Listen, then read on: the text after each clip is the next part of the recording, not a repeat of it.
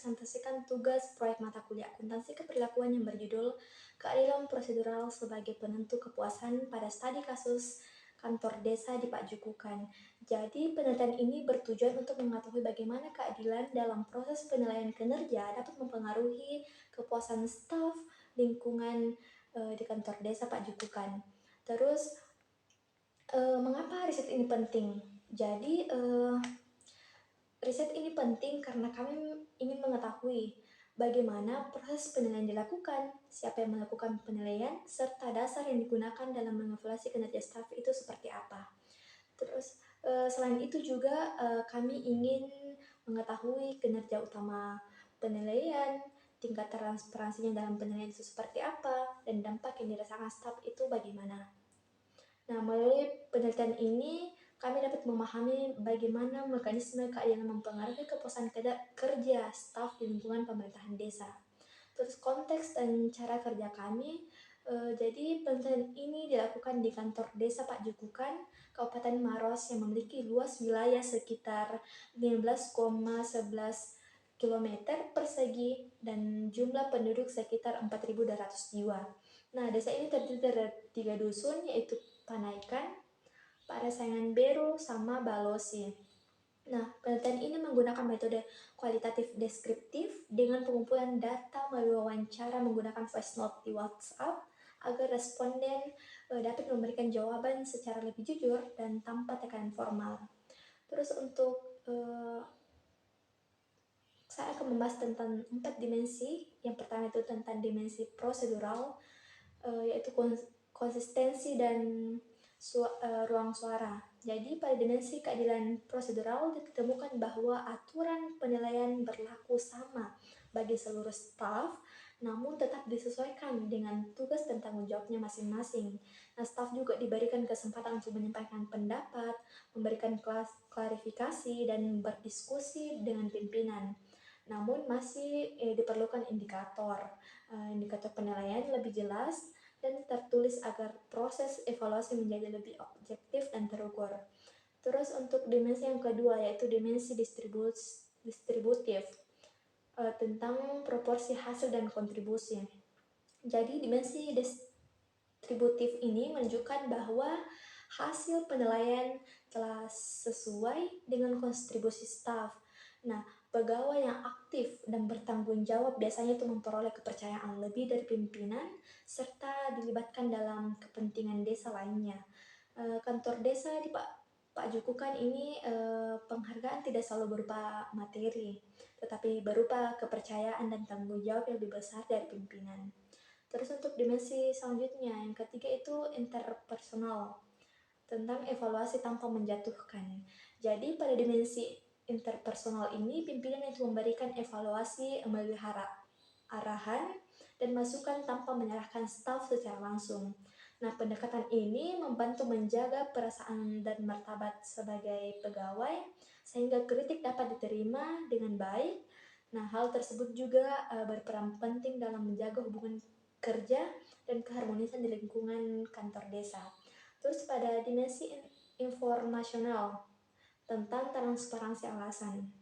Jadi, dimensi informasional ini menunjukkan bahwa pimpinan menjelaskan alasan dan pertimbangan dan evaluasi yang diberikan.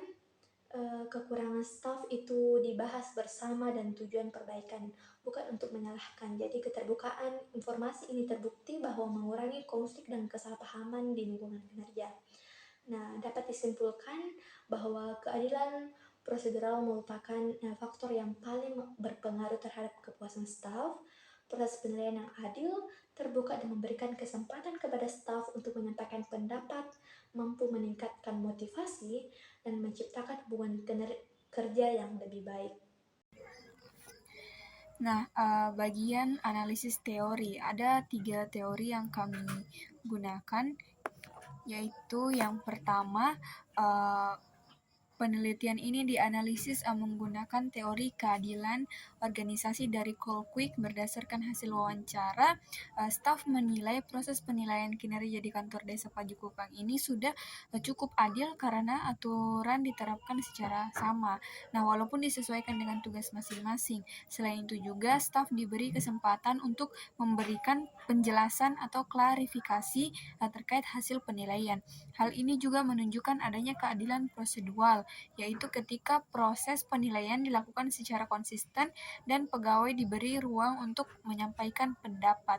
Nah, yang kedua, pada aspek keadilan hasil atau distributif, staf yang lebih aktif dan bertanggung jawab cenderung memperoleh kepercayaan lebih dari pimpinannya.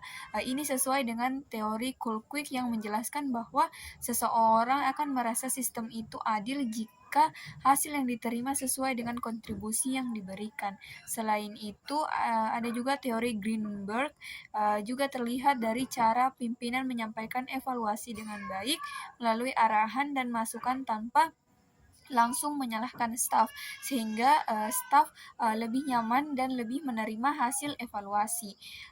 Dan yang bagian ketiga, berdasarkan hasil teori Simons tentang sistem pengendalian, indikator penilaian masih perlu dibuat lebih jelas dan lebih terukur agar staf memahami target kerja yang harus dicapai.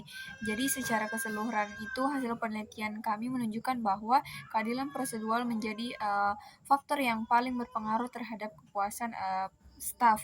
Ketika proses penilaian dilakukan secara adil, terbuka, dan didukung komunitas yang baik, staf cenderung merasa lebih dihargai dan lebih menerima hasil penilaian yang diberikan. Materi tentang nilai Islam dan budaya, di mana nilai Islam yang terkait dalam penelitian ini yaitu amanah, tanggung jawab, kejujuran, dan musyawarah. Nah, nilai-nilai tersebut itu menunjukkan bahwa penilaian kinerja tidak hanya berfokus pada hasil kerja itu, tetapi juga pada sikap, etika, serta tanggung jawab pegawai dalam menjalankan tugasnya. Selain nilai-nilai Islam, ditemukan juga adanya karakteristik kolektivisme dalam lingkungan kerja di kantor desa. Hal ini terlihat dari pentingnya kerjasama antar staf dalam pelaksanaan tugas dan pelayanan kepada masyarakat, sehingga hubungan kerja yang baik juga menjadi bagian penting dalam mendukung kinerja organisasi. Kelompok kami merekomendasikan 3 rekomendasi, yaitu pertama, menyusun indikator penilaian kinerja yang lebih jelas, terukur, dan mudah dipahami agar proses penilaian menjadi lebih objektif dan konsisten.